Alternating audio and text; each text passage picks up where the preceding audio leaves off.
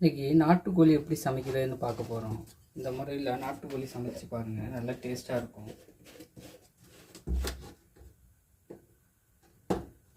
அடுப்பில் சட்டி வச்சு சட்டி காஞ்சதும் தேங்காய் எண்ணெய் ஊற்றிக்கிடலாம்.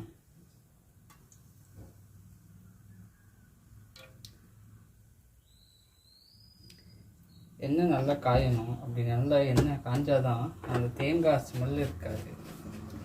அதனால் தேங்காய் எண்ணெய் நல்லா காயிற வரைக்கும் வெயிட் பண்ணுங்கள். எண்ணெய் நல்லா காஞ்சிருச்சு. இப்போ அதில் நம்ம என்ன செய்யலாம், பட்டை கிராம்பு போட்டுக்கலாம்.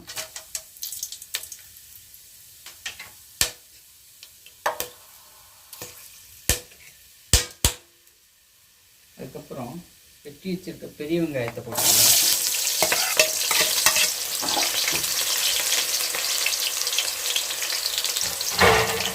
அது கூட வெட்டி வச்சிருக்க சின்ன வெங்காயத்தையும் சேர்த்துக்கலாம்.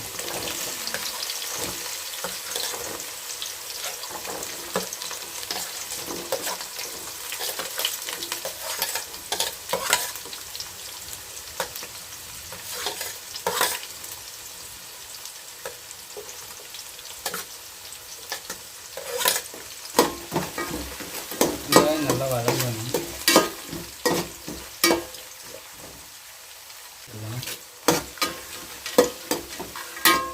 நல்லா வதங்கிடுச்சு. இப்போ அரைச்சி வச்சிருக்க இஞ்சி பூண்டு விழுத போட்டுடலாம்.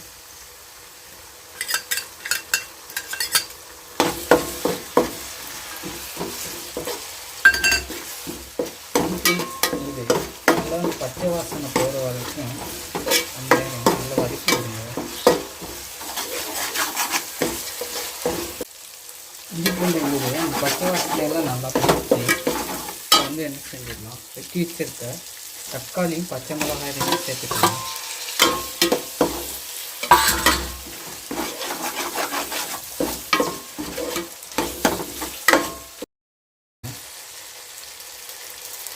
இப்போதைக்கு கம்மியாக போட்டுக்கோங்க. அப்புறம் கறி வேகும்போது பத்தலைன்னு போட்டுக்குவோம்.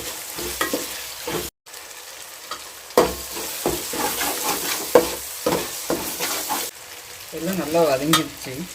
இப்போ அது கூட வந்து வெறும் மிளகாய்த்தூள் வந்து கறிக்கு தேவையான அளவு வெறும் மிளகாய்த்தூள் சேர்த்துக்கலாம்.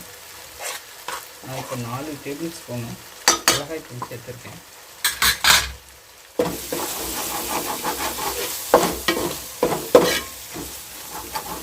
காரத்துக்கு ஏற்ற மாதிரி சேர்த்துக்கோங்க. ஏற்கனவே பட்டை மிளகாய் பச்சை மிளகாய் எல்லாம் போட்டிருக்கோம். போதுமான அளவு மிளகாய்த்தூள் சேர்த்துக்கலாம். மிளகாய்த்தூள் அந்த பச்சை வாசனை போகிற வரைக்கும் வதக்கி வச்சுக்கோங்க. அடிப்பிடிக்கிற மாதிரி இருந்தால் லைட்டாக தண்ணி சேர்த்துக்கலாம்.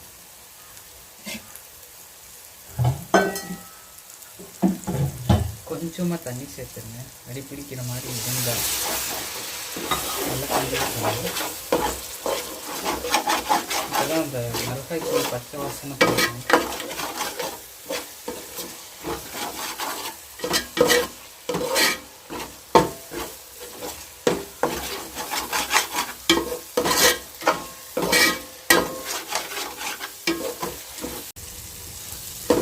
மசாலா நல்லா வதங்கி வந்துடுச்சு. இப்போ வந்து நம்ம வெட்டி வச்சிருக்கிற கோழிக்கறியை போட்டுடலாம். நம்ம ஒரு 2 கிலோ கிட்ட நாட்டு கோழிக்கறி வெட்டி சுத்தம் பண்ணி வச்சுருக்கோம். அதை அது போட்டுடலாம். தண்ணி இல்லாமல் எடுத்து போட்டுருங்க.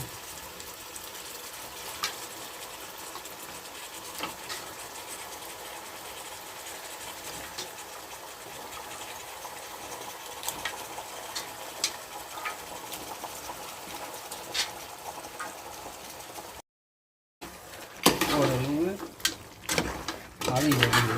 அந்த கறி வேக வேக அதுலேருந்து தண்ணி வந்துடும். அதனால் இப்போதைக்கு தண்ணி தேவையில்லை. அப்படியே வச்சுட்டு ஒரு அரை மணி நேரம், ஒரு 1/4 மணி நேரம் டைப்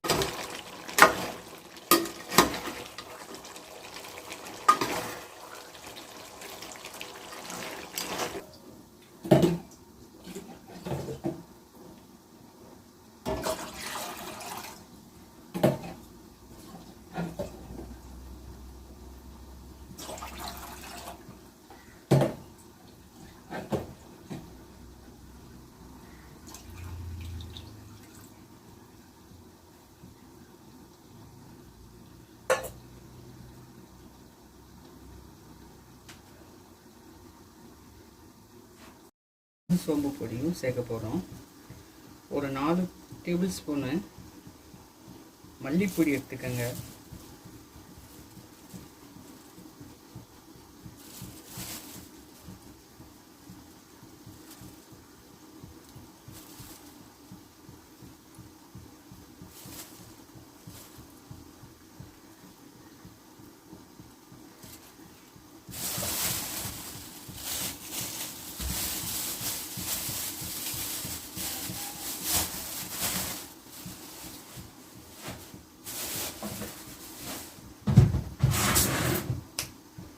அதை ஒரு பாத்திரத்தில் மாற்றிக்கலாம்.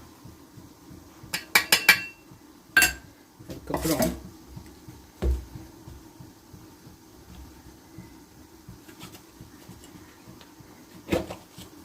ஒரு 4 டேபிள் ஸ்பூன் அளவுக்கு சீரகம் சோம்பு பொடி எடுத்துக்கலாம். இது சீரக சோம்பு.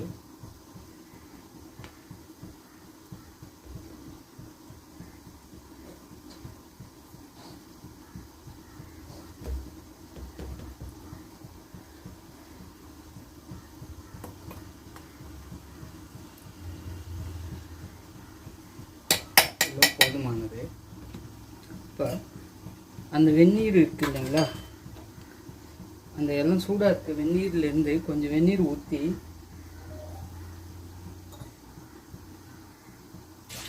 இந்த மசாலாவை மிக்ஸ் பண்ணிக்கலாம். நல்லா கரைச்சிக்கலாம். வெந்நீரை ஊற்றி இந்த மசாலாவை நல்லா கரைச்சிக்கங்க.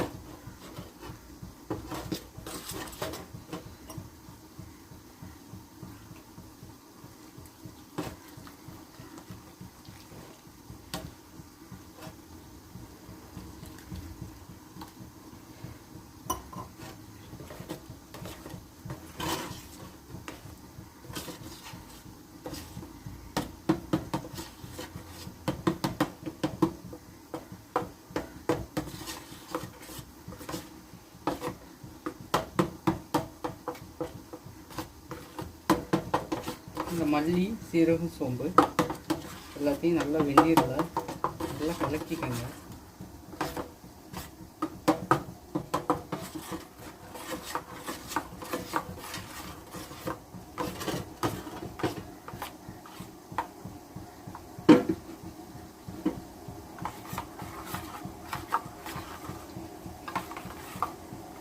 நல்லா கட்டி கட்டியாக இல்லாமல் நல்லா டேஸ்ட்டாக நல்லா கலக்கிக்கணும்.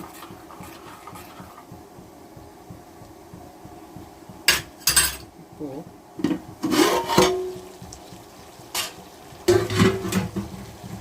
கறி கொஞ்சம் வெந்துருச்சு. அந்த கறியில் இதை அப்படியே ஆட் பண்ணிட வேண்டியதுதான்.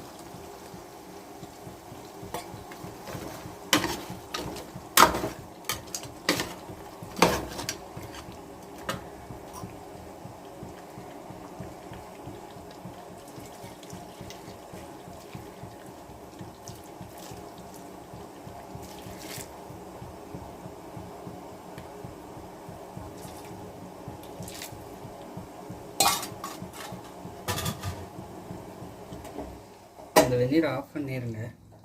இதை நல்லா ஹை ஃப்ளேமில் வச்சு கொதிக்க விடுங்க.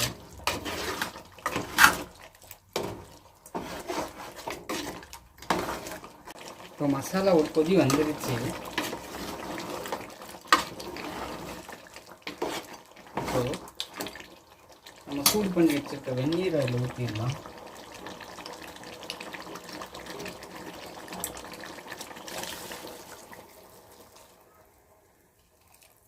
உங்களுக்கு எவ்வளோ போதுமான அளவு தண்ணி வேணுமோ அந்த அளவுக்கு தண்ணி வச்சுக்கோங்க. எனக்கு இவ்வளோ தண்ணி போதும்.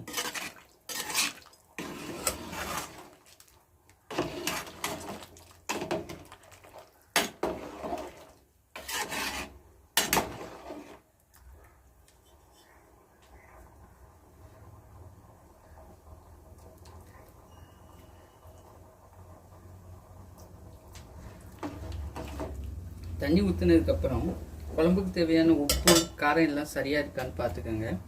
உப்பு தேவை அப்படின்னா கொஞ்சம் ஆட் பண்ணிக்கோங்க.